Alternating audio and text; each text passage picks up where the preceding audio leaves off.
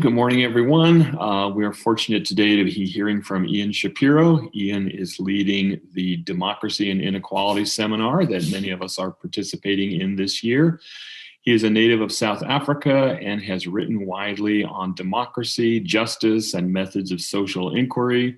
Has authored and co-authored numerous books on political science.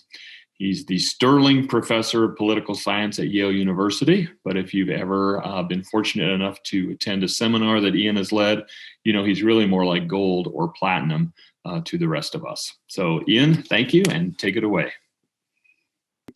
The talk I'm giving today draws on some lectures that I have up on YouTube. So those of you who are gluttons for punishment can go and follow up if you want more. If you just Google me up, I'll post the slides and you can follow the link for anybody who wants. What I'm going to do is I'm going to organize. Everybody can see the slides? Yeah. I'm going to organize my talk today. I'm going to talk about 3 big facts about inequality and 2 big facts about democratic politics, and I'm going to talk about the relationships between them. So I'll start with inequality, and I'm going to link inequality and insecurity in ways that will become apparent. So the first thing to say about inequality is that it's been growing for a long time. It's been growing for at least since the 1970s. Anybody who studies inequality will know that you can you'll be very familiar with this U-shaped curve. If you look at the top line here for the US, you can see the sort of U-shape from the Gilded Age, when we had very high levels of inequality, going down to the middle part of the last century, during and after World War II, where we had lower inequality, and then it goes back up again, starting in the late 1970s. This is looking at the top decile, but there are many, many, many ways to measure it, and you end up with this U-shaped curve. And I'm going to talk quite a lot about the US today, but it's worth emphasizing that this is a much more general phenomenon than what's going on in the US. Here we have 4 countries, and you can see the US and the UK have the steepest curves, and then Germany and France have less steep ones, but even France, if you look, since the 1970s, top decile shares have increased somewhat. And we could put another 15 or 20 capitalist democracies up. And if anybody who's read Thomas Piketty's book or the many papers by Piketty and Saez, Emmanuel Saez, economist he writes with, will know that people have been studying and being perplexed by this phenomenon for a long time. So that's inequality has been growing.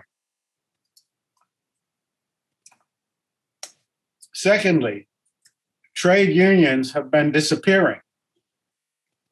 If you look at the American story, is especially dramatic. The peak of trade union membership in the US was in the late 1940s.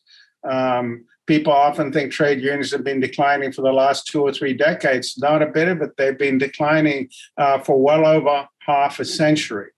And so we have many, many fewer workers in trade unions represented by trade unions. And if you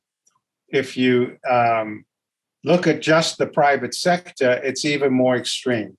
The less than 10% of the American private sector workforce is now unionized. Again, just some comparative context here.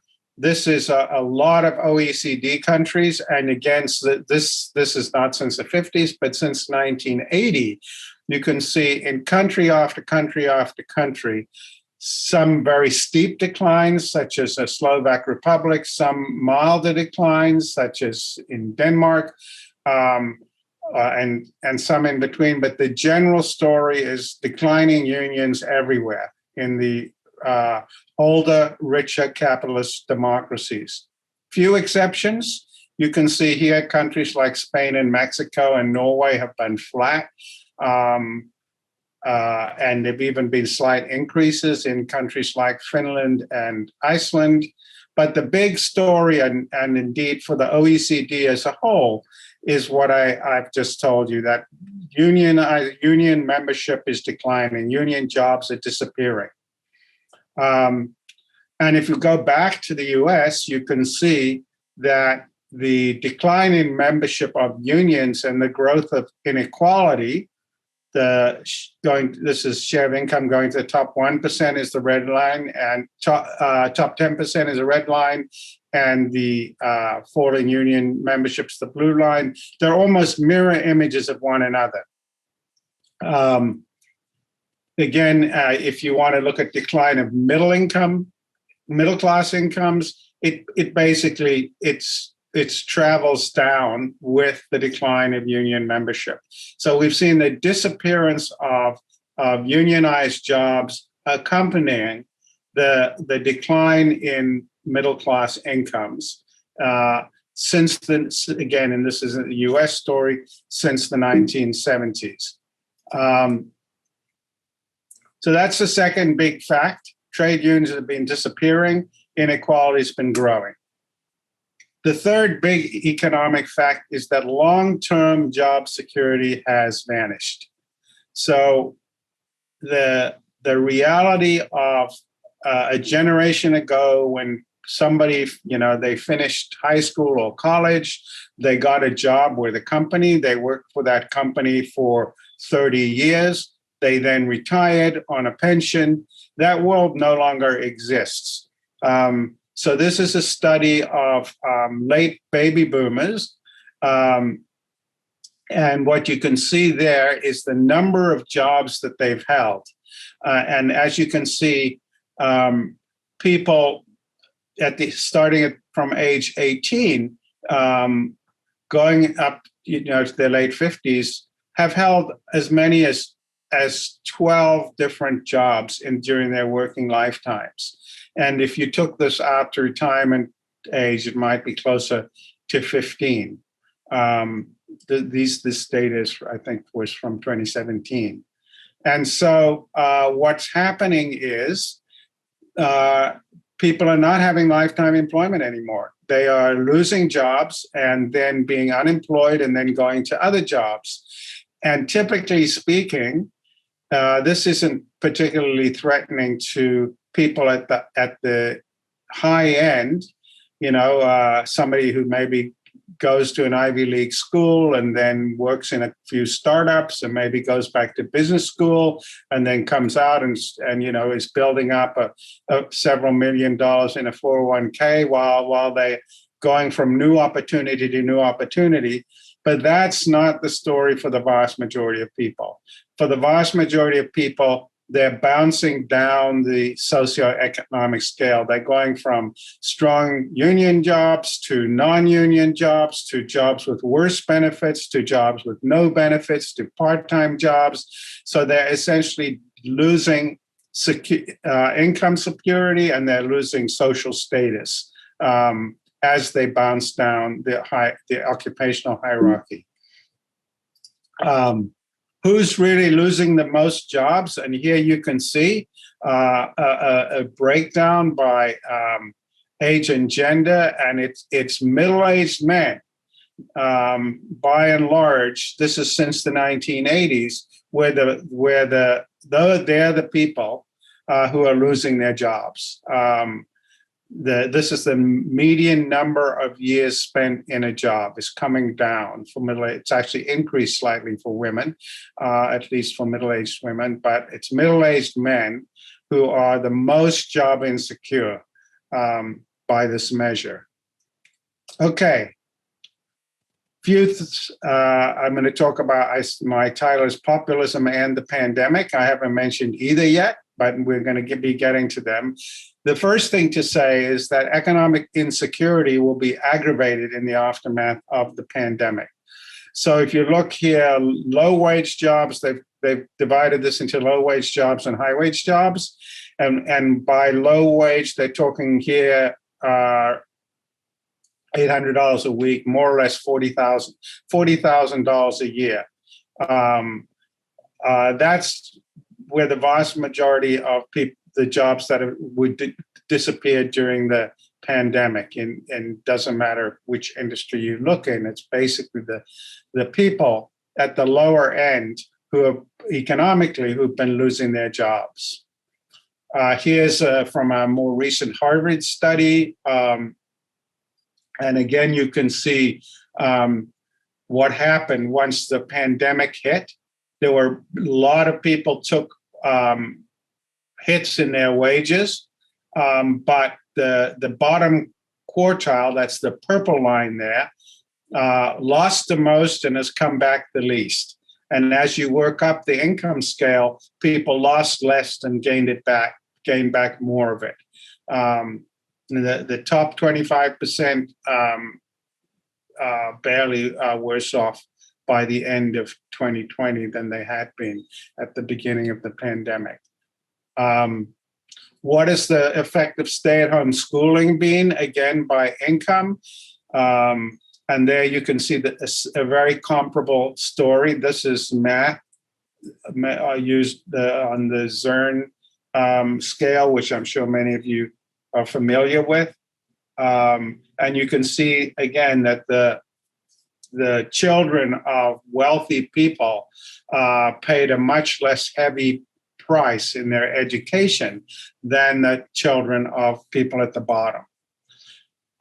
If you break it down by race, again, I'm sure this won't surprise many people here, but you can see majority Black versus majority Hispanic versus majority white. Again, African Americans, children have gotten the biggest hit as a result of the pandemic, of the shutdowns and the homeschooling and so forth.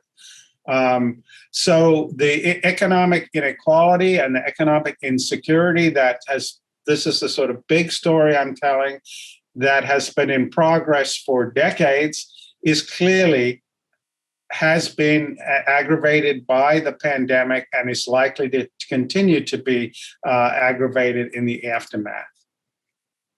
Okay, so that's some facts about inequality. Now we're going to talk about politics.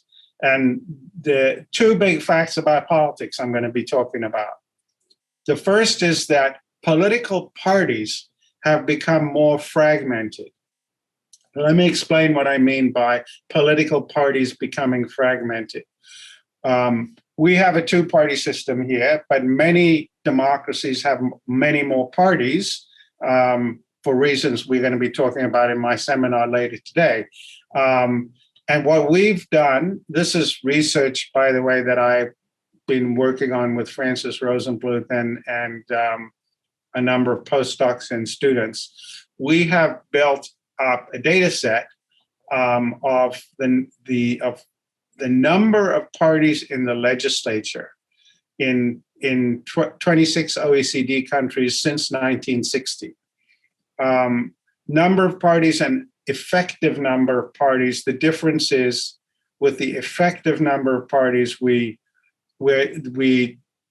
discount them by their size. So we give somewhat more weight to somewhat bigger parties. But that tells the same story.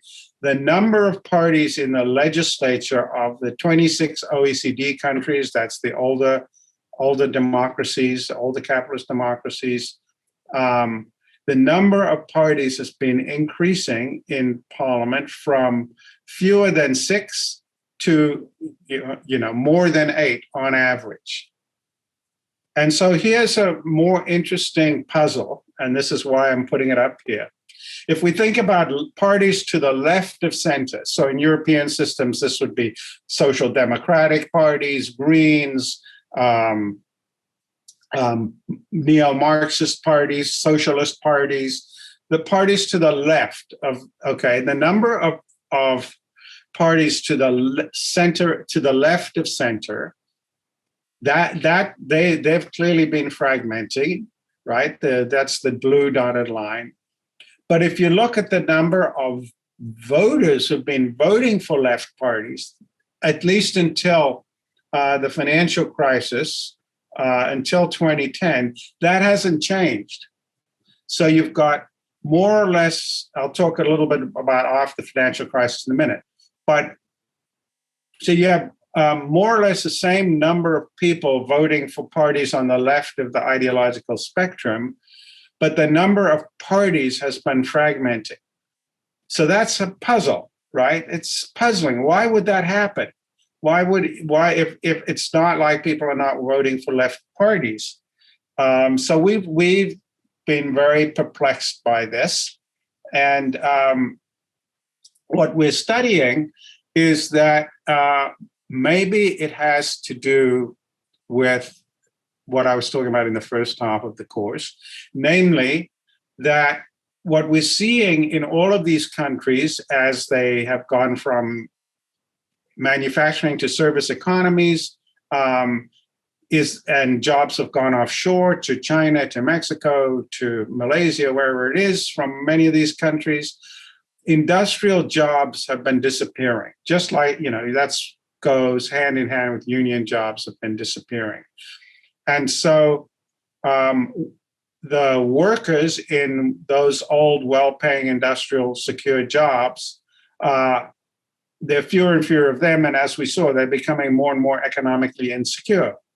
And so so the way we're joining the dots here in this research is that if you think about the traditional sort of left of center social democratic parties, say the Social Democrats in Germany, for example, they were tied to the big unionized organized labor. And as that shrunk, they have defended fewer and fewer workers, and they've defended them less and less well because they have less leverage than business because there's fewer of them. So the deals they manage to make with the sort of business-oriented interests are less good deals.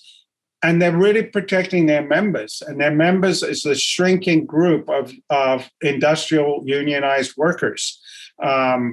And so then the question arises, well, what about the other workers? What about the service sector workers who are not unionized and are not well represented by these traditional sort of left of center social democratic parties? Those people, we saw, those are the kind of people who are increasingly insecure. Then their wages are not protected by the deals that are made through the political process by their party's representatives. And so they get alienated. And so, say, in a country like Germany, the Social Democrats are losing voters to the Greens, to the Die Linke, which is a kind of neo-Marxist party, and even to the far right, Alternative for Deutschland, which is a neo-Nazi party. And that's why I think that even the number of voters voting for left of center parties has been falling off since the financial crisis, because some of them are going off and voting for the neo-fascist far right-wing parties. So that is a big part of the story. And this is just one, I don't want to do a bunch of statistics here, but the number that I've circled there is quite telling, in that what it's showing you is that when these left parties are in government, unemployment actually goes up. That's not what you'd think the left of center parties that's when unemployment would have gone down historically, but it's going up. And the reason is, I think, already what I've said, namely, they're protecting the employed workers. They're protecting, they want to get short-term unemployment benefits, but they're not protecting the long-term unemployed in the service economies and so on. And so those are the people who get alienated and who go and look for other parties to represent them. What about on the right? There's been some fragmentation, but since the beginning of the century, it's nowhere near as pronounced as on the left. There's no systematic trend from the middle of that graph to the right. So when you say, everybody's heard about the emergence of all these neo-fascist, neo-Nazi parties.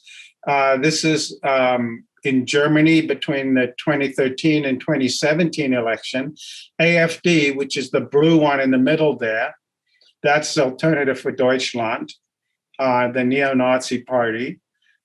In 2013, Germany has a 5% threshold, so you unless you get more than 5%, you don't even get seats in the parliament. That's a way of eliminating the small parties and forcing them to amalgamate. They didn't even have enough votes to get into the parliament.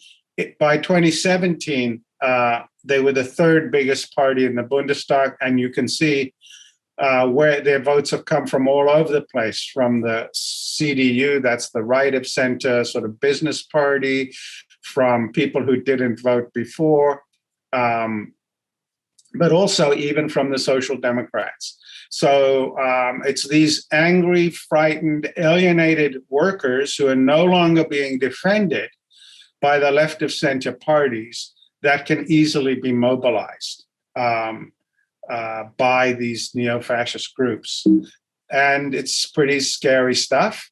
Anyone who thinks about this, who's got a little bit of historical perspective, can, it's tempting to just go back and think about how this played out, since we're talking about Germany in the 1920s, where again we had massive economic dislocation in the late 20s and the early 30s, and we had the fragmentation, very fragmented political system, and the Nazis, the National Socialists, the Nazi Party, cleaned up. So one thing people wonder is this back to the future when we have so much economic insecurity, and the parties that had traditionally been the spokespeople of the economic insecure are less and less able to protect them. So that's the first big fact about democratic politics, that parties have become much more fragmented. The second big fact is that parties have become weaker. And obviously the fragmentation doesn't tell us much about the US story, because it's not a multi-party system. We had two parties 60 years ago, and we've still got two parties. But the parties becoming weaker is very important for the US story. So let me tell you what I mean by a strong versus a weak party. So here's an academic definition of a strong party. The trouble with academics is they never say anything simply when they can say it in a complex way. So they say unified, centralized, stable, organizationally compressed, and tied to long-standing constituencies. Well, what does that mean? Basically, it means everybody's on the same team. A strong party is a party in which everybody is pulling in one direction, all trying to achieve the same goal. So they often refer to them as disciplined parties. Then they're all trying to achieve the same thing. So if you think about what in Europe they call backbenchers, or we would call the non-leadership representatives, they choose the front benches and the leadership and delegate a lot of power to them. And the front benches have a big say in who gets nominated to run as representatives in elections. So backbenchers choose front benches, who choose backbenchers, who choose front benches. And they give them a lot of discipline, as in the sort of Ulysses and the Sirens, when backbenchers. So the thought here is, why would somebody take a vote if the people in their district don't like it, because that's going to threaten their reelection, right? Maybe because the leadership of their party wants them to take that vote. And so, well, they'll give the leadership the authority to order them to take that vote, but only if they can still win, right? So the name of the game, if you like, is giving them enough rope to hang themselves. So the representatives say, okay, we will do what the leadership wants so long as they deliver victories. And in a strong party, that's what will happen. So when you have weak parties like in the US, Nancy Pelosi led the Democrats to 4 successive defeats, and she's still there. That would never happen in a strong party system. She would have been gone a long time ago, because the reason the representatives give power to the leadership is that the leadership can deliver victories. If they don't, it's just like on a football team. The coach and the quarterback maybe have a lot of authority, but only if the team keeps winning, right? If the team keeps losing, they're out of there. So that's the thought of what a strong party is. A weak party is the opposite. It's everyone for themselves. Every representative, they don't trust the leadership to do what's good for them. They think if they do what the leadership wants, they'll lose in their districts. And so they can't be they can't be team players, essentially. And that's what happens in a weak party system. And so you see a lot of retail campaigning. I'm going to do what's good for my constituents in my district. I'm going to stop the closing down of the Groton submarine base in Connecticut. That's what I'm going to do, right? They're going to do retail campaigning, not, does the country need that base or not? Would it be good for our party to have all these bases open or not? Candidates and platforms are controlled from below or outside, and leaders in the legislature cannot set the agenda. So this is a little bit abstract, but to make it concrete, if you want an example, when the Republicans were in opposition during the Obama administration, they voted 71 times to repeal Obamacare. Once they were in government, they couldn't do it, because what the centrist Republicans wanted, the far right Republicans wouldn't vote for, and what the far right Republicans wanted, the centrist Republicans wouldn't vote for. And so they tried, umpteen permutations of a bill, and they couldn't do it. So that's an example of a weak party, that the leadership, the Republican leadership, even when they controlled the House, the Senate, and the presidency, couldn't discipline their troops to support any bill to get rid of Obamacare, right? So the recent trend, not just in the US, but throughout the democratic world, has been to weaken parties. Often people do it, people push for it because they feel like the political system isn't working for them, and so they want more control. They want to give voters much more direct control over what political parties do or how they run, who gets nominated, and so on. So you see, for example, even in the UK, which is traditionally thought of as a very strong party system, the Labour Party, they introduced direct election of leaders by the party members. So there are about 450,000 members of the Labour Party in the UK. Who are they? They're not typical British voters. They're not even typical Labour voters. They are much more like activists. They are on the far left of the Labour Party.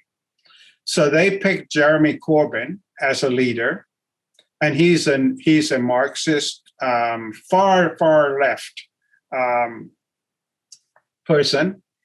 And what happened was that the Parliamentary Labour Party, all the members of Parliament, quickly found they couldn't support his program and get reelected in their districts. So they voted by, I think it was 172 to 40, no confidence in Jeremy Corbyn. 3 months later, the membership reelected him by 62%. So there you can see that the Parliamentary Party is now unable to work with the leader that the membership of these activists in the membership have elected. And we saw, the train wreck that resulted in the British election for Labour last year. They had the worst election result since the 1930s. So that's an example of even in the UK, weakening a party. Ballot initiatives, referendums, and plebiscites, big increase in them. And so again, what tends to happen is, so a lot of you are from California, 1978, Proposition 13 in California limits property taxes to 1% of assessed value. The anti-tax crowd come out, they care intensely about that. They want to starve the beast, shut down, stop government spending. They don't want to pay more property taxes.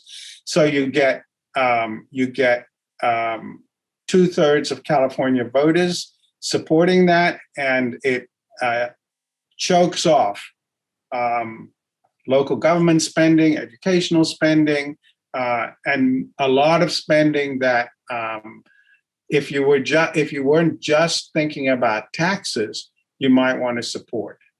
And you can tell similar stories about referendums. There's a similar story. I don't want to leave no time for questions, but you can tell a similar story about Brexit.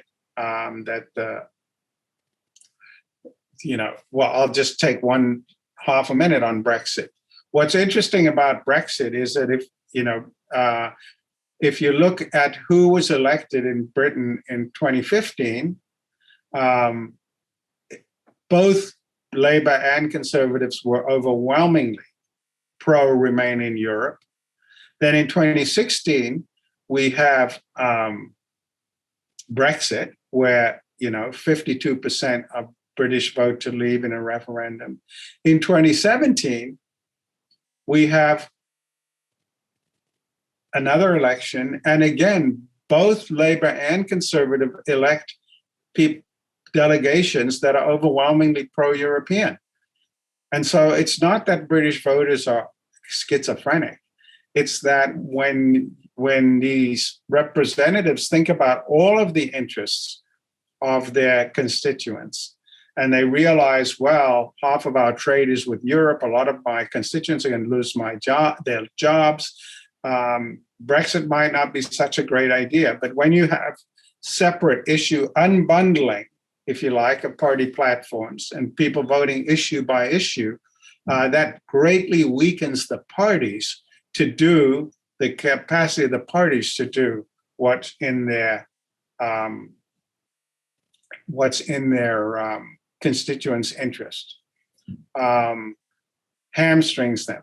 Strengthening presidents happening all over. You go to Poland, go to Turkey, you come here, you can see this been partly because legislatures are so dysfunctional. People say, what you need is a strong president. What you need is a strong president. But of course, that weakens the parties in the legislatures even further. Primaries and caucuses. So this is a very important source of party weakness in the US. So if you think about, most voters, we have a normal distribution of, that's the gray, the big bell there. Most voters are in the middle somewhere ideologically, and then you get fewer on the extremes. But if you think of the left of center party, here in blue, or the right of center party in red, if you have a primary, those are going to be the voters who vote in the primary, right? And so the the median voter in the left of center party is going to be well to the left of the median voter in the country, and ditto for the right of center party. But in fact, if you look at what really happens, it's not even there. It's not even, it's here because what happens in primaries is you have extremely low turnout. And who turns out? It's the people on the flanks of the party who turn out. So just like those Labour Party activists in the UK, primary voters are on the fringes of the parties, right? And so they tend to pull the parties to the right. So this is a picture I've got here. This is on the Republican side. I'll show you the Democrats in a minute. If you compare the ideology of challenges to incumbents in all Republican primaries, the challenges are the blue dots who win, and incumbents are the yellow dots who win. And what you see is when the challenges win, they tend to, this, I should say, that on the left, candidate CF score, we're measuring that ideology by who gives them money. So the Democrats are, the Republicans higher up on this scale means that more conservative groups are funding. And what you can see is that the primary challenges are more conservative on this, based on who gives them money, than the incumbents. And if you look on the Democratic side, you see the mirror image, that they're getting funded by people on the left.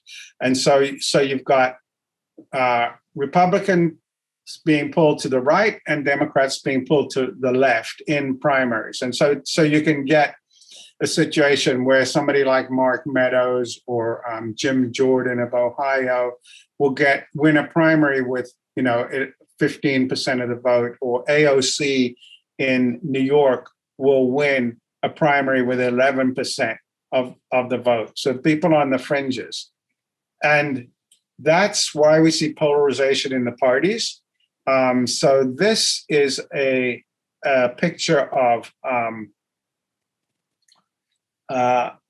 votes that are taken in Congress by representatives. And what you can see is that they're arranged on an ideological spectrum. So this is the left, this is the right, and you can see that still in the 1970s, there was quite a lot of overlap between the right wing of the Democratic Party and the left wing of the Republican Party. There was quite a lot of overlap in their votes.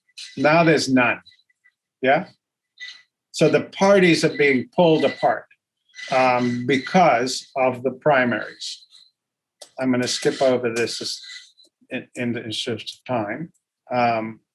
And why does this matter? What does it have to do with the price of eggs?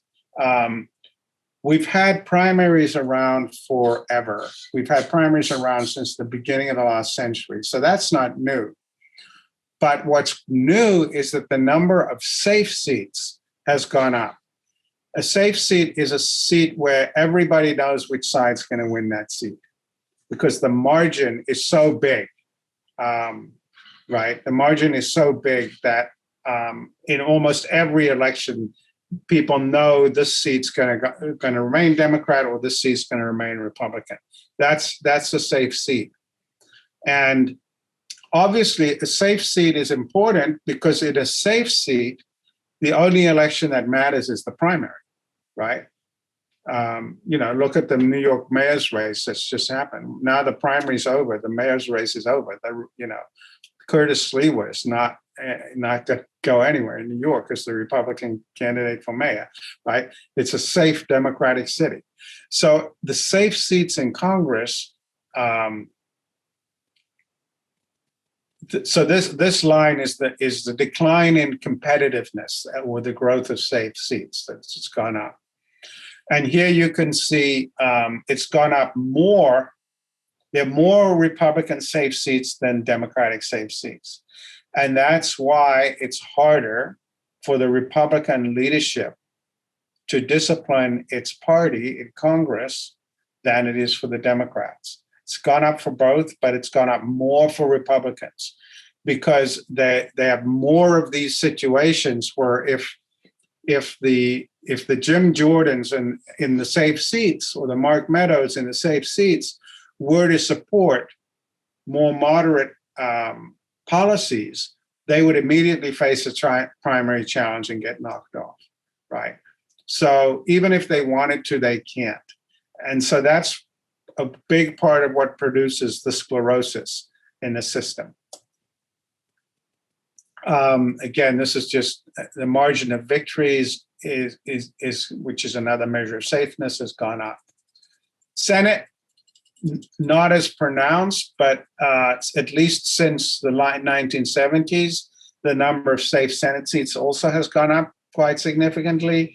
And again, you can see there are more safe Senate Republican seats than safe Senate Democratic seats.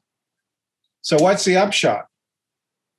So the upshot is that we have long-term changes in the economy due to globalization and technology and the things behind the big economic facts I talked about. And that has produced growing population of downwardly mobile, insecure voters.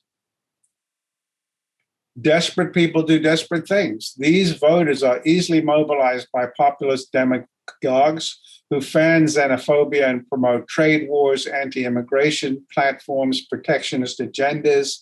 And we see that with the growth of the far-right parties in the multi-party systems and with the ability of populist candidates like Trump to triumph through the weak parties in two-party system.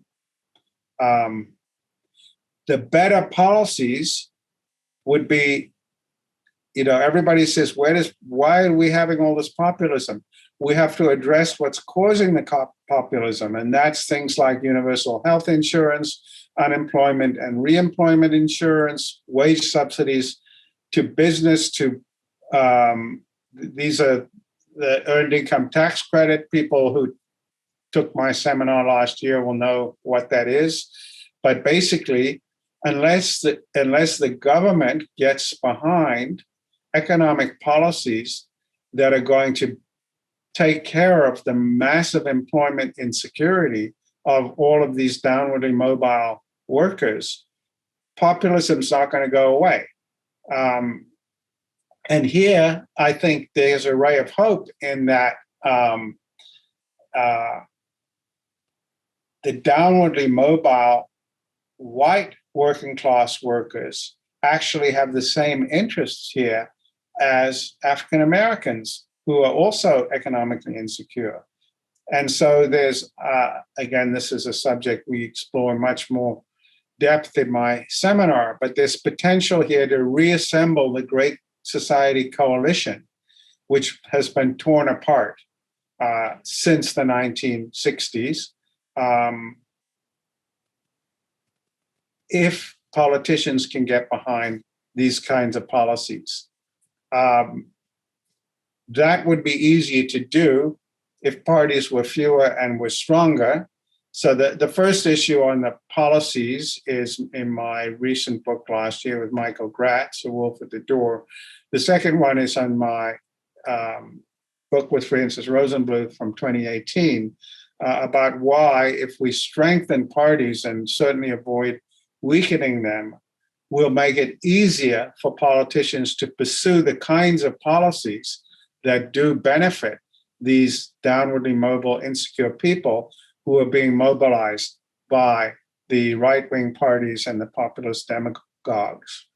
And the stakes are very high because if we don't, 2016 will turn out not to have been an aberration, but to be a harbinger of things to come.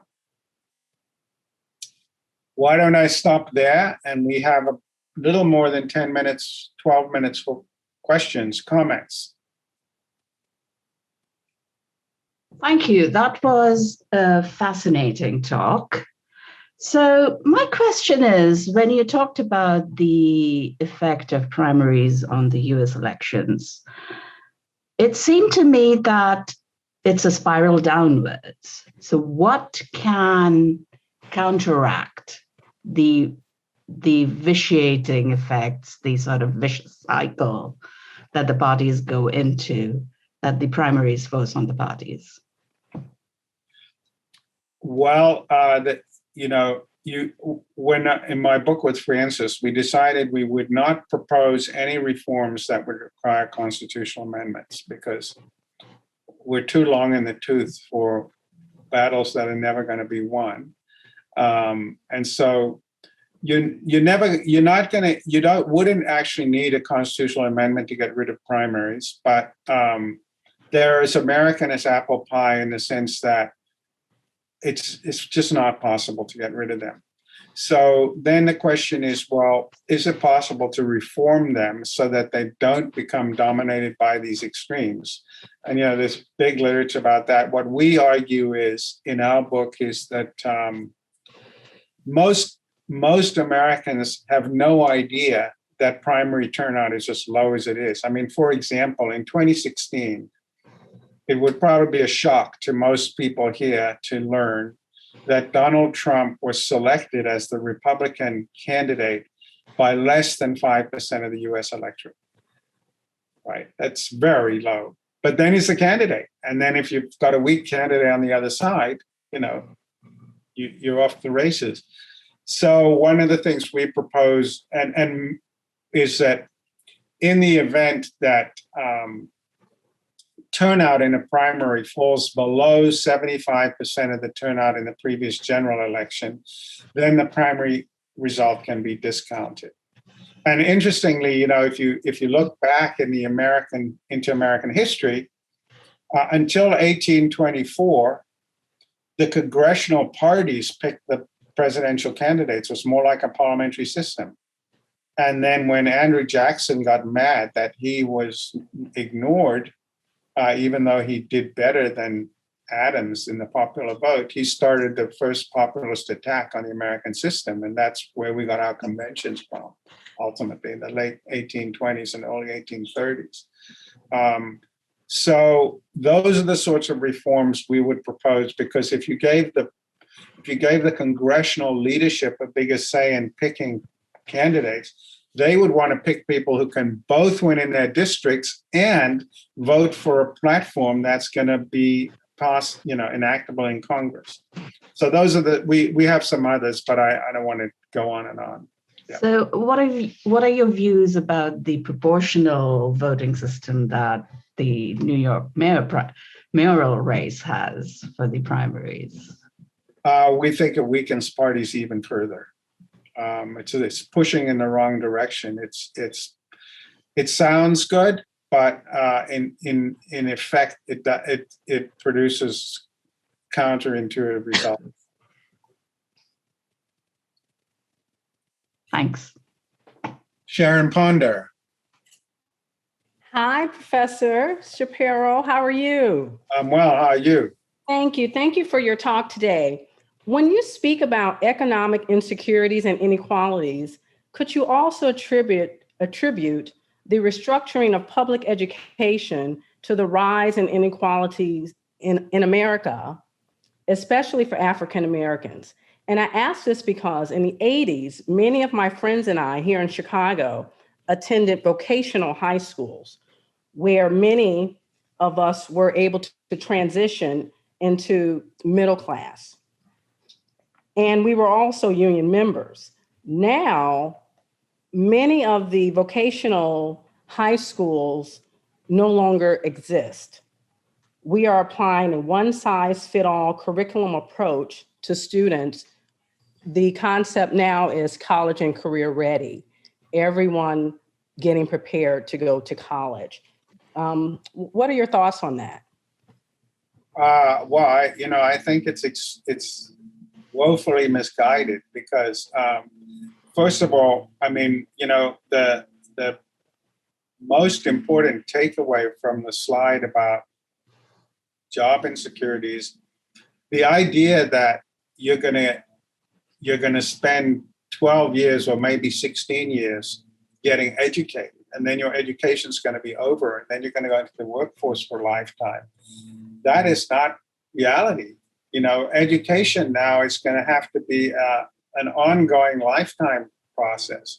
And so I liked the Biden proposal to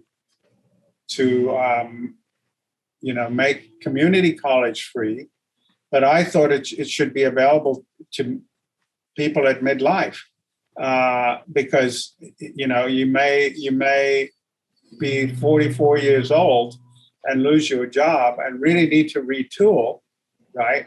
And that's just as important, it turns out. I know you guys are concerned with K through 12 for obvious reasons, but we have to think about education completely differently. And frankly, we're in the dark ages. I mean, if you look at a country like Denmark, they are just way ahead of us in thinking about retraining in ways that actually works to get people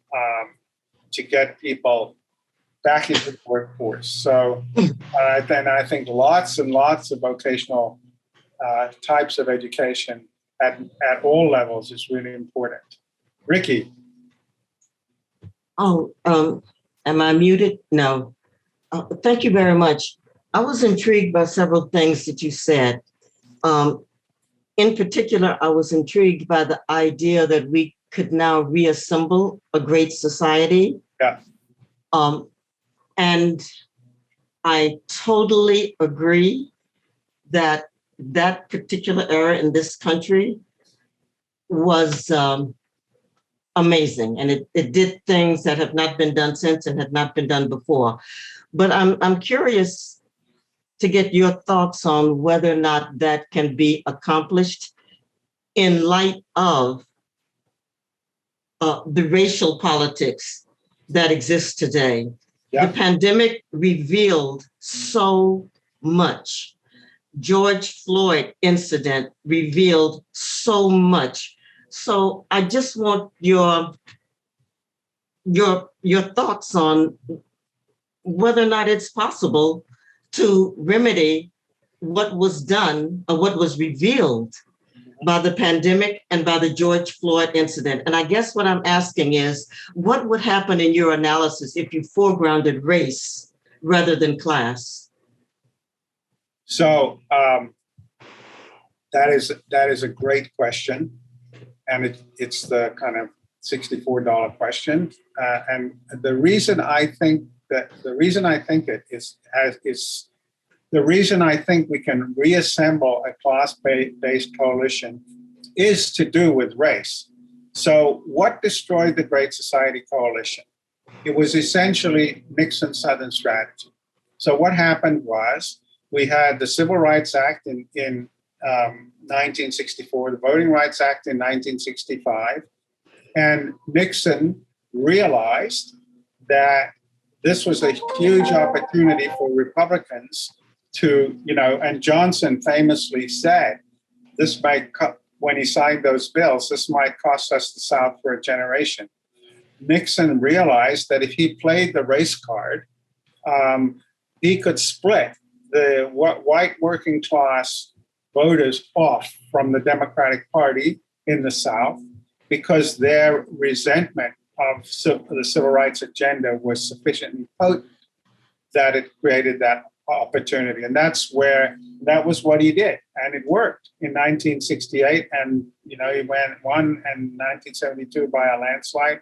That is also where the Reagan Democrats came from and the Trump Democrats came from, ultimately, was essentially working on white, lower middle class and working class resentment of the civil rights agenda, frankly, as a diversion of those voters from realizing what their economic interests were. They're essentially, turning antipathy for African Americans into an electoral asset. And I think it plays out in everything you just talked about and in anti-immigrant agendas and so on, because essentially what the Republican strategy saw this as a huge gift because they could get the, instead of the low, downwardly mobile white working class and middle class getting focused on what would actually ameliorate their economic circumstances and recreate economic opportunity for them, we got into this identity politics, which breeds more identity politics, and getting people saying, your culture is being destroyed. These handouts are being given to people who don't deserve them, and you're getting screwed. You're getting shafted. But the reason I think that this has now potential to be reassembled is precisely because these populist policies don't work. So you look, the Trumps of this world aren't creating middle-class jobs for the people who are voting for them. They're not reducing the economic, they're giving tax breaks to their big buddies while screaming about immigration and attacking BLM and so forth. But what the supporters are getting from them is nothing. And so that's the opening to finally start pursuing policies that are in the interests of downwardly mobile white voters and African American voters. And that's the source of my argument that there's the possibility there now, because these policies are not going to work for the people who are championing them. And the sooner people realize that, the better. I guess we run out of time, though. So sorry, you don't look entirely convinced, Ricky, but we're out of time. But that's our argument. I'm not. Thank you, though. Okay, thank you, Jim. Thank you, Stephanie. Thank you. Thanks, sir. Appreciate it. Yes. Thank you. Thank you.